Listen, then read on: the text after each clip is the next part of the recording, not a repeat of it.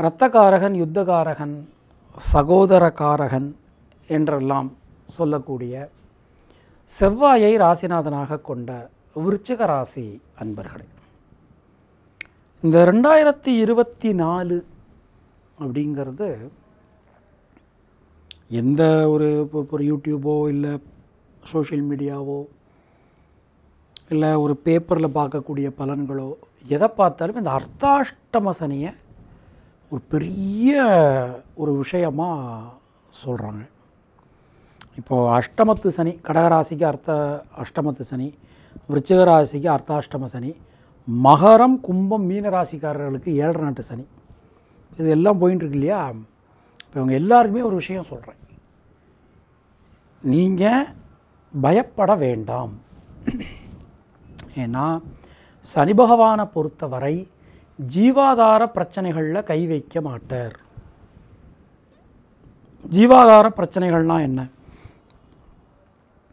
கல்வி, வேலைவாய்ப்பு, திருமணம், குழந்தை, வீடு, மண், மனை சார்ந்த ஒரு முயற்சிகள், தொழில், உத்தியோகம், இதிலெல்லாம் கை வைக்க மாட்டார்.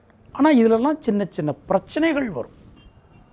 இப்போ எந்த மாதிரியான அதுவும் நமக்கு இந்த மே மாதம் 1ஆம் தேதிக்கு பிறகு குரு பார்வை, 12 வருஷத்துக்கு பிறகு 7ஆம் இடத்துல குரு வந்து உங்கள் ராசியை நேர் 7ஆம் பார்வையாக பார்க்குறார். இப்போ மங்கள காரியங்களில் இருக்கக்கூடிய தடைகள் எல்லாமே விலகப் பெறுவீர்கள். சுணங்கி கிடந்த காரியங்கள், முடங்கி கிடந்த காரியங்கள் மீண்டும் வேகம் பெறும். எப்போதுமே விருச்சிக ராசிக்கு வெட்டு 1 துண்டு 2 தான். ஒரு விஷயத்தை எடுத்துனோம்னா அந்த விஷயத்தை கரெக்டாக செஞ்சு முடிக்கணும். இப்போ விருச்சிக ராசிக்கு இன்னொரு விஷயம் என்னென்னா, அவங்களுடைய ஃபஸ்ட்டு லைஃப் பார்ட்னர் அப்படிங்கிறது அவங்க செய்யக்கூடிய வேலை தான். அதுக்கு தான் அவங்க ஃபஸ்ட்டு ப்ரையாரிட்டி, ஃபஸ்ட்டு இம்பார்ட்டன்ஸ் அவங்க கொடுக்குறது அவங்க எடுத்துக்கொண்ட வேலைக்கு தான் கொடுப்பாங்க. அப்போது சனியை நினச்சி பயப்பட வேண்டாம். இப்போ கல்வி எடுத்துட்டோம் அப்படின்னா கல்வியில் அதிகமான முயற்சி, கவனம், சிரத்தை என்பது அவசியம். வேலை வாய்ப்பு அப்படின்னு எடுத்துட்டோம்னா உங்களுடைய டேலண்ட்டை நீங்கள் இன்னும் கொஞ்சம் இன்க்ரீஸ் பண்ணிக்கணும். வேலை தேடும் விதத்தை வந்து நீங்கள் கொஞ்சம் மாற்றிக்கணும்.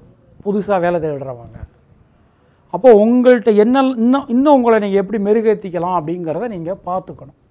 இதெல்லாம் நீங்கள் செய்யணும். புது உத்தியோகம், புது தொழில், இப்போ புது தொழில் ஆரம்பிக்கிறீங்க அப்படின்னா அதில் இருக்கக்கூடிய சாதக பாதகங்களை நீங்கள் கொஞ்சம் பிளான் பண்ணிக்கணும்.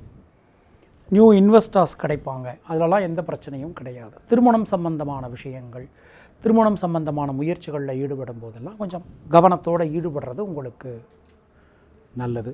டெஃபினட்டாக லவ் பண்ணுறவங்க சக்ஸஸ் ஆகிடுங்க, கவலைப்பட வேண்டாம். இந்த வருஷம் திருமணம் ஆகாதவர்களுக்கு 80s கிட்ஸாக இருந்தாலும் சரி, 90s கிட்ஸாக இருந்தாலும் சரி, 2K கிட்ஸாக இருந்தாலும் டெஃபினட்டாக இந்த வருஷத்தில் மேரேஜ் கன்ஃபார்ம்டு. அது மாதிரி ஏதோ ஒரு காரணத்தினால நம்முடைய மேரேஜ் லைஃப் வந்து சில பிரச்சனைகளை உதாரணமாக டிவோர்ஸ் ஆகிருக்கலாம், இல்லை வேறு ஏதோ சம்திங் செப்பரேட்டாக இருக்குது, இந்த மாதிரி இருக்கும்ல, அவங்களுக்கு ரீமேரேஜ் ஆகிறதுக்கான வாய்ப்புகளும் இந்த வருஷத்தில் அதிகம் விருச்சிக ராசிக்கு. அது மாதிரி கண்டிப்பாக நீங்கள் விருச்சிக ராசியோ அல்லது விருச்சிக லக்னமோ, அதாவது விசாக நட்சத்திரமாக இருக்கலாம், அனுஷமாக இருக்கலாம், கேட்டையாக இருக்கலாம், எதுவாக இருந்தாலும் இந்த வருஷம் உங்களுக்கு குழந்தை கன்ஃபார்ம்டு. தைரியமாக இருக்கலாம். முருகன் மாதிரி அருமையான ஆண் வாரிசு உங்களுக்கு கண்டிப்பான முறையில் உண்டு, சந்தேகமே வேண்டாம். விருச்சிக ராசியில் பிறந்த பெண்களுக்கு எடுத்துட்டோம்னா சுபவிரய செலவுகள் உண்டாகும், முயற்சிகள் அனைத்தும் வெற்றியடையும். அரசியல் துறையினருக்கு எடுத்துட்டோம்னா சொல்வாக்கு, செல்வாக்கு அதிகரிக்கும். கலைத்துறையினருக்கு எடுத்துட்டோம்னா கடன் பிரச்சனைகளிலிருந்து வெளிவர முடியும் ஈஸியாக. அது எல்லாமே ரொம்ப ரொம்ப நல்லா இருக்குது. விசாகம் நட்சத்திரத்தில் பிறந்தவர்களுக்கு வீடு மண் மனை சார்ந்த யோகங்கள் உண்டாகும். அனுஷம் நட்சத்திரத்தில் பிறந்தவர்களுக்கு மனசுக்குள்ளே இருக்கக்கூடிய வீண் பயம், கவலை விலகும். கேட்டை நட்சத்திரத்தில் பிறந்தவர்களுக்கு சுப செலவுகள் ஏற்படும். பயணங்கள் ரொம்ப ரொம்ப திருப்தியாக இருக்கும்.